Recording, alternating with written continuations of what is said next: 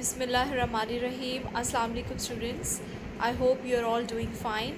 This is your Ma'am Maria Fayaz, and I'm here with the second lecture of critical thinking and reasoning for ADP classes.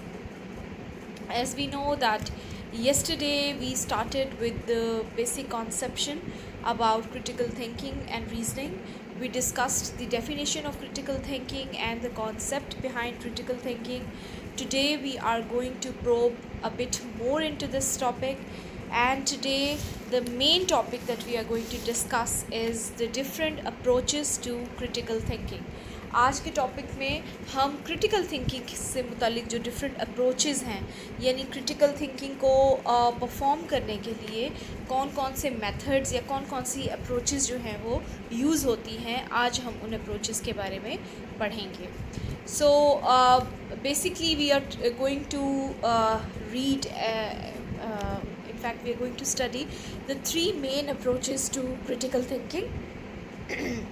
And these three approaches have already been discussed in your book as well, the book that I told you yesterday, Critical Thinking and Reasoning by Dr.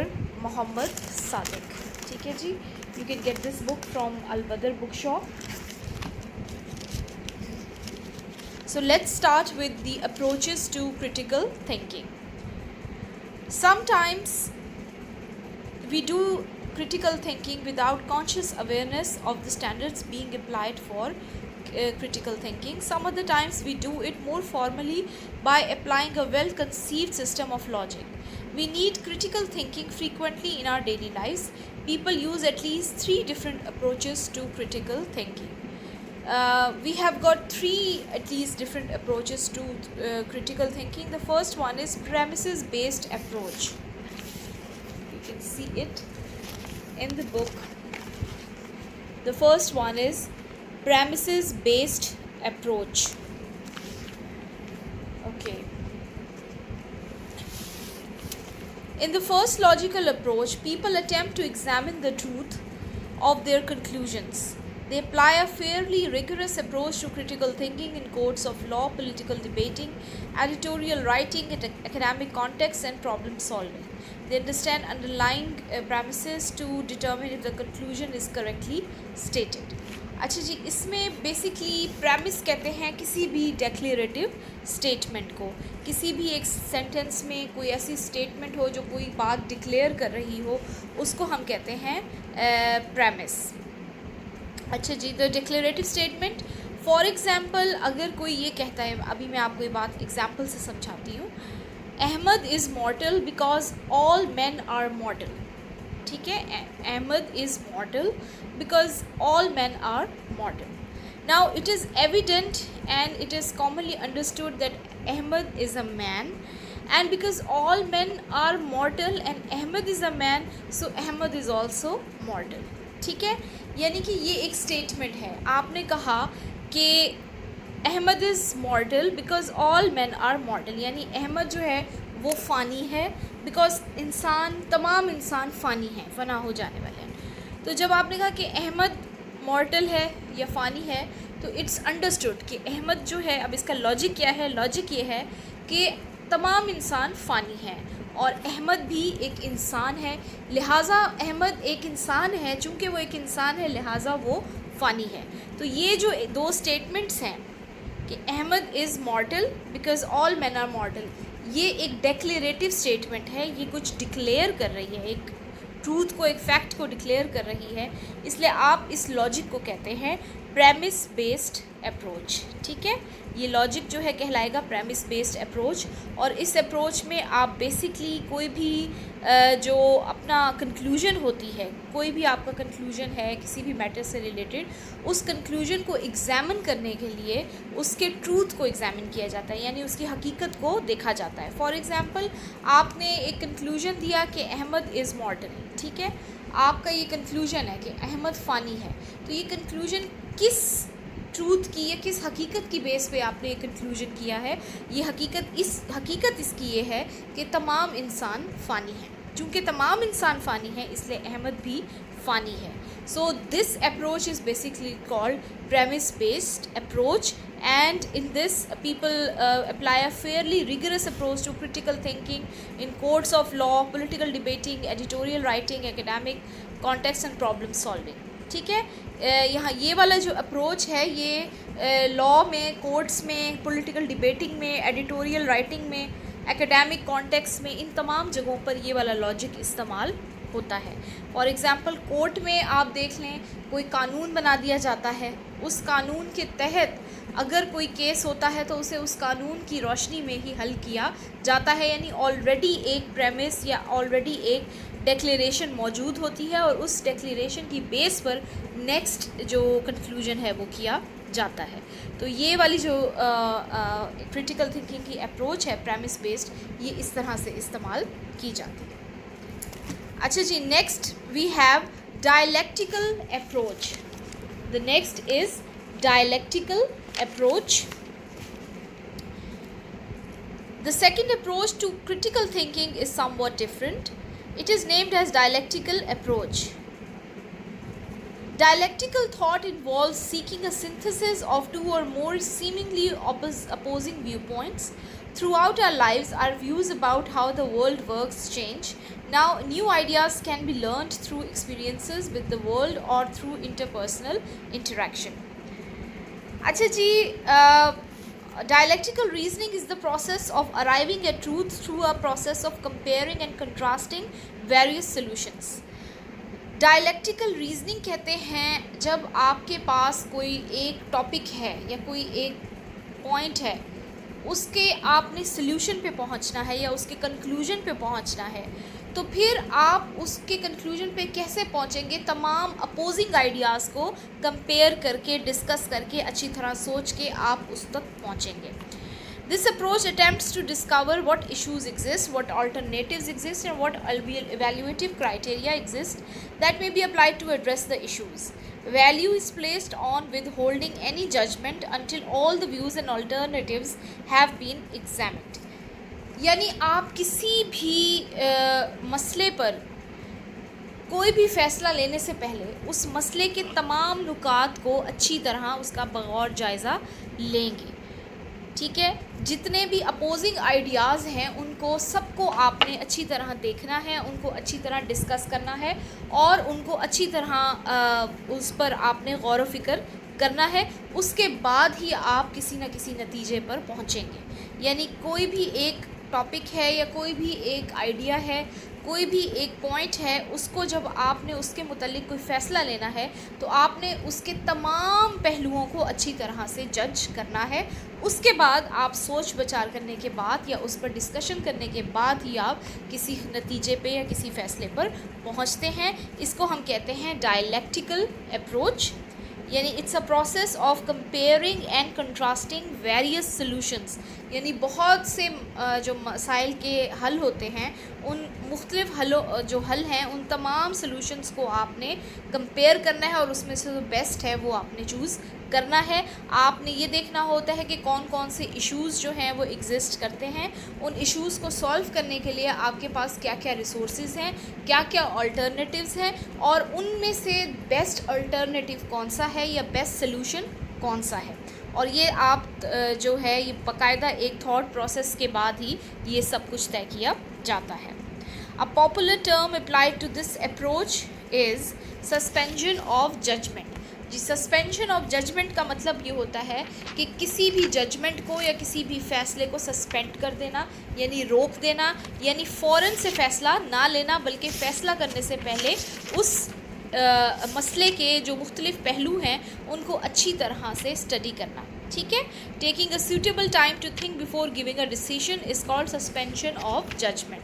That before taking any decision you have to give suitable time to thinking about it. You have to think rationally and you have to think about all the aspects involved in that decision. Only after then you can take a decision, and this process is called suspension of judgment. This approach is mostly used to solve business related problems. अच्छा जी, एक simple सी मैं आपको एक example देती हूँ dialectical approach की. For example, I say that I want to eat healthy, and that way I can look better for summer, right? This is one idea. But now the second idea is, the opposing thought is that I want to eat healthy, मुझे घर का healthy खाना खाना है ताकि मैं अपनी diet को मेंटेन करके अपने आप को बेटर लुकिंग बना सकूं. But at the same time all my friends are going out to eat at a restaurant and I want to come too, but it is not part of my diet. Now problem क्या है कि मैंने decide कर लिया है कि मैंने जो है हेल्दी खाना खाना है, लेकिन अगले ही दिन मेरे फ्रेंड्स की कॉल आ जाती है कि we are going out to some restaurant, we are going to have fun, और मेरा दिल भी ललचाता है कि मैं भी उनके साथ जाऊँ. ठीक है, अब क्या है, ये दोनों चीज़ें जो हैं ये एक दूसरे का ऑपोजिट हैं, दीज आर अपोजिंग. पहली बात तो ये है कि मेरा अपना फ़ैसला ये है कि मैंने हेल्दी खाना है. हेल्दी खाना ज़ाहिर बात है अमूमन घर का ही खाना होता है जो आप हेल्दी तरीके से खाते हैं. तो मैंने हेल्दी खाना खाना है बिकॉज़ मैंने स्मार्ट होना है. तो एक तो मेरा ये डिसीजन है. But at the same time situation कुछ ऐसी हो गई है कि मेरे फ्रेंड्स बाहर जा रहे हैं रेस्टोरेंट में और मैं भी उनके साथ जाना चाहती हूँ, बट रेस्टोरेंट में जो खाया जाएगा वो मेरी डाइट के तो अगेंस्ट होगा. अब मैं क्या करूँ? ठीक है, ये दो अपोजिंग आइडियाज़ हैं. अब आपने क्या किया, इसके ऊपर गौर फिक्र की और फिर आपने एक कंक्लूजन निकाला कि yes I have reached a conclusion and my conclusion is that I will go out to eat with my friends but order something healthy such a salad. ठीक है, आपने इसका हल निकाल लिया कि आप दोस्तों के साथ भी चले जाएं और आपकी डाइट भी मेंटेन रहे. तो आपने क्या किया, आपने कहा ठीक है मैं अपने फ्रेंड्स के साथ ज़रूर जाऊंगी बाहर रेस्टोरेंट में, लेकिन वहाँ जाके मैं कोई पिज़्ज़ा और इस तरह की फ्राइड चीज़ें नहीं खाऊंगी. वहाँ जाके मैं सैलड ऑर्डर करूँगी और मैं सैलड खाऊंगी. इस तरह मेरा हेल्दी खाना भी हो जाएगा और मेरा फ्रेंड्स के साथ एक हैंग आउट भी हो जाएगा. ठीक है, so this is called dialectical approach. अब आपने इसमें क्या किया, दो अपोजिंग आइडियाज़ थे. ठीक है, दो अपोजिंग आइडियाज़ के साथ आपने एक ही वक्त में निपटना था, यानी दो अपोजिंग आइडियाज़ को आपने टैकल करना था. अब सिचुएशन आपने कैसे टैकल की उसको थोड़ा सा आपने सोचा.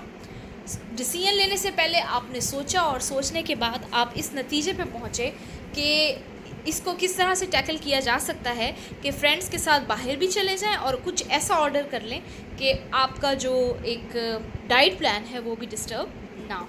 ठीक है, so this is called dialectical approach. This type of thinking is called dialectical approach. At lower level, this method of critical thinking is used when people decide about how to spend their evening. Shall they go to a movie? Which movie? What else is there to do? When should they meet to leave? Shall they eat first? Should they eat after the show? What shall they like to eat? ठीक है, ये these are all the questions. यानी जो आप day to day life में आप जो अपने छोटे छोटे डिसीजंस लेते हैं कि मुझे क्या करना चाहिए शाम को, अच्छा मैंने किसी फंक्शन पे जाना है तो मुझे क्या पहन के जाना चाहिए, फंक्शन डे टाइम का है या नाइट टाइम का है, उस लिहाज से मुझे कलर सेलेक्ट करना चाहिए, मौसम ठंडा है या गर्म है उस लिहाज से मुझे अपने कपड़ों का फैब्रिक डिसाइड करना चाहिए. ठीक है, फेस्टिविटी क्या है, फंक्शन क्या है, किस नौयत का फंक्शन है, उस हिसाब से मेरी तैयारी होनी चाहिए. तो ये तमाम जो चीज़ें हम अपने माइंड में डिसाइड करते हैं, these all thinking processes are called dialectical approach to thinking.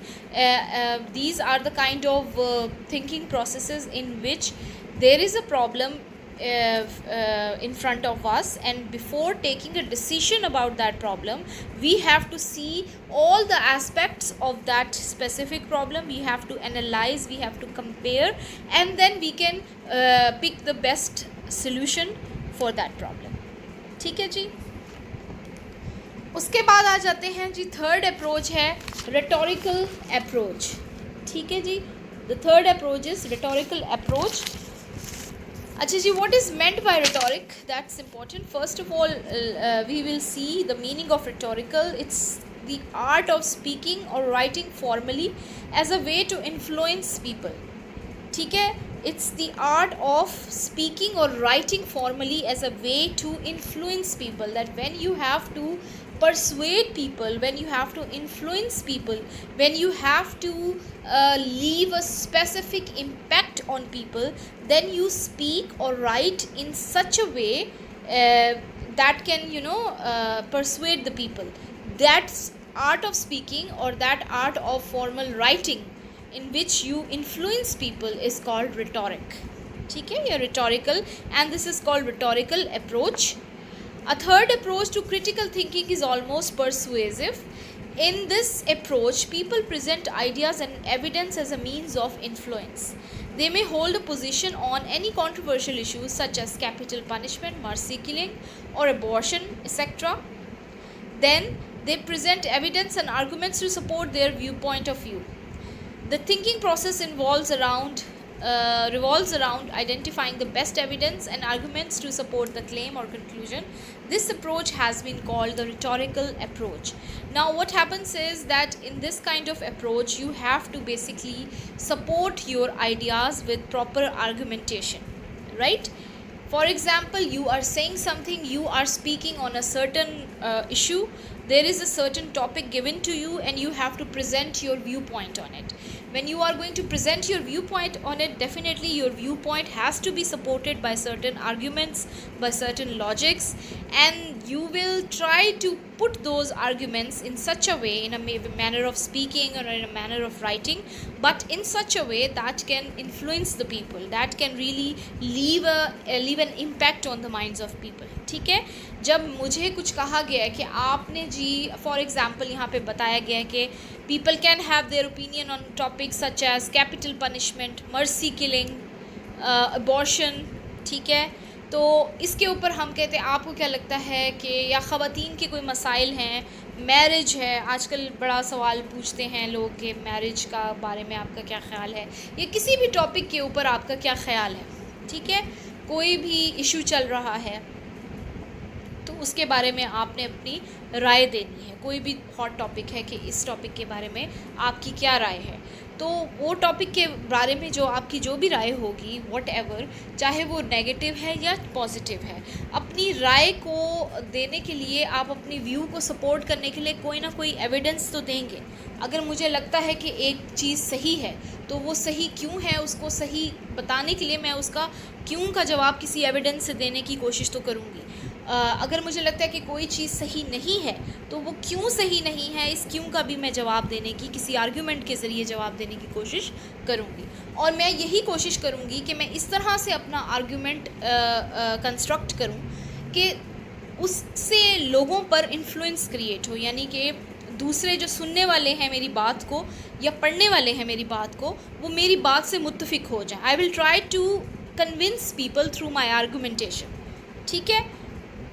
तो उस आर्ग्यूमेंटेशन से मैं कन्विंस करने की कोशिश करूँगी, और उसको कन्विंस करने की चूँकि मैं कोशिश करूँगी, उसमें आर्ग्यूमेंटेशन मैं इस तरह से दूँगी, लिहाजा इस कन्विंसिंग स्टाइल को या इस थिंकिंग प्रोसेस को हम कहेंगे rhetorical approach to critical thinking, in which we are trying to influence other, in which we are trying to think कि मैं किस तरह से अपने पॉइंट को प्रेजेंट करूं, मैं क्या अल्फाज इस्तेमाल करूं, मैं कौन सी एग्जाम्पल दूं जिससे मेरा पॉइंट जो है वो प्रूव हो जाए, ठीक है। So this kind of thinking, critical thinking, अब ये भी क्रिटिकल थिंकिंग में ही आती है ना, कि आपने किसी पॉइंट पर कोई बात करनी है, चाहे वो नेगेटिव में करनी है चाहे वो पॉजिटिव में करनी है, लेकिन आपका जो भी पॉइंट है या जो भी आपकी बात है, आपने उसको प्रूव करने के लिए जो भी आर्गूमेंट देना है, उस आर्गूमेंट को आप कंस्ट्रक्ट कैसे करेंगे, उस एग्जाम्पल को या उस आर्गूमेंट को आप किन अल्फाज से या किस लहजे में या किस तरह से कंस्ट्रक्ट करेंगे कि वो दूसरे को असर कर दे, यानी दूसरे को वो मुतासिर कर दे, दूसरा उससे मुतासिर हो जाए। तो ये जो पूरा प्रोसेस है थिंकिंग का, कि which example I have to quote, what language I have to use, what expression I have to employ, all this planning is critical thinking, and this specific critical thinking is rhetorical approach, ठीक है। इस specific critical thinking को हम कहते हैं rhetorical approach, जिसमें आपने identify करना होता है बेस्ट एविडेंस या बेस्ट आर्गुमेंट किसी भी पॉइंट को प्रूव करने के लिए, ठीक है जी स्टूडेंट्स। तो ये था हमारा आज का topic. We have studied 3 approaches to critical thinking. The first one was premises based approach, in which हमने देखा कि कोई भी डिक्लेरेटिव स्टेटमेंट जो होती है उससे हमने कुछ डिडक्ट करना होता है। डेक्लेरेटिव स्टेटमेंट का मतलब होता है कुछ डिक्लेयर करना, इसमें डे टू डे जो चीज़ें होती हैं वो आ जाती हैं। फॉर एग्ज़ाम्पल आपको मैंने दी थी कि Ahmad is mortal because all man are mortal, तो हमने अहमद के मॉर्टल होने की बात कहाँ से डिडक्ट की है, ऑल मैन आर मॉर्टल होने से। Then came the dialectical thought या approach. Dialectical reasoning we have studied is the process of arriving at truth through a process of comparing and contrasting various solutions, यानी किसी भी मसले के मुख्तलिफ पहलुओं को अच्छी तरह जज करके उसके बारे में कोई ना कोई कंक्लूजन कायम करना कहलाता है dialectical approach.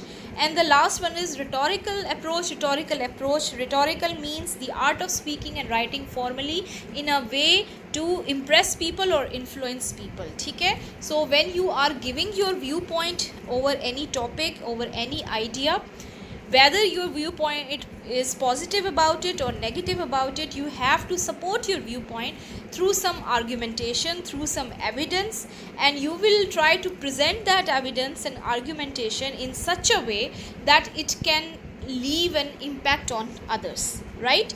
And in an attempt to do that, the planning that you will do in choosing the best evidence to support your view or choosing the best argumentation to support that view, this attempt is basically called rhetorical approach to critical thinking.